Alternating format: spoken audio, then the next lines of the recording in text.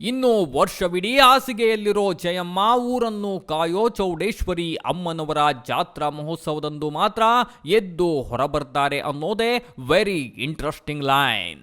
ಹೆಗ್ಗಡಗೆರೆ ಗ್ರಾಮದ ಜನ ಚೌಡೇಶ್ವರಿ ಅಮ್ಮನವರ ಜಾತ್ರೆಯನ್ನ ಪ್ರತಿ ವರ್ಷ ಯುಗಾದಿ ಹಬ್ಬ ಕಳೆದ ಒಂದು ವಾರದ ಆಸುಪಾಸಿನಲ್ಲಿ ಅತ್ಯಂತ ವಿಜೃಂಭಣೆಯಿಂದ ಆಚರಿಸ್ತಾರೆ.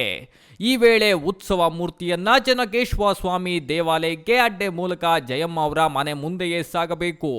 ಮನೆ ಮುಂದಕ್ಕೆ ಉತ್ಸವ ಮೂರ್ತಿಯ ಅಡ್ಡೆ ಬರುತ್ತಿದ್ದಂತೆ ಮೇಲೇಳುವ ಜಯಮ್ಮ ತೆವಳುತ್ತಲೇ ಹೊರಬಂದು ದೇವರ ದರ್ಶನ ಮಾಡಿದ ನಂತರವೇ ಅಡ್ಡೆ ಮುಂದೆ ಸಾಗುತ್ತಂತೆ.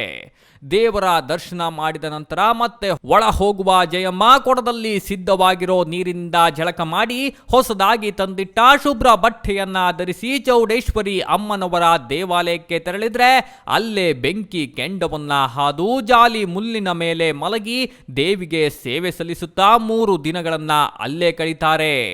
ಅಂತೆಯೇ ಶಿವರಾತ್ರಿ ಹಬ್ಬದ ದಿನವೂ ಸಹ ಮನೆಯಿಂದ ಹೊರಬರೋ ಜಯಮ್ಮ ನಂತರ ಮತ್ತೆ ಕತ್ತಲೆ ಕೋಣೆಯನ್ನ ಸೇರಿದ್ರೆ ಮತ್ತೆ ಮೇಲೇಳೋದು ಮುಂದಿನ ವರ್ಷ ಚೌಡೇಶ್ವರಿ ಅಮ್ಮನವರ ಜಾತ್ರೆಯಂದೇ.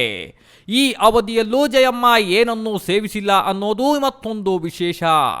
ಇನ್ನು ಜಯಮ್ಮ ಅವರ ಈ ಅಗೋಚರ ಶಕ್ತಿ ಕಂಡು ಅವರನ್ನ ನೋಡಲು ದೊಡ್ಡ ದೊಡ್ಡ ಚಿತ್ರನಟರು ಸೇರಿದಂತೆ ಮಠಾಧೀಶರು ಇಲ್ಲಿಗೆ ಆಗಮಿಸುತ್ತಿರ್ತಾರಂತೆ.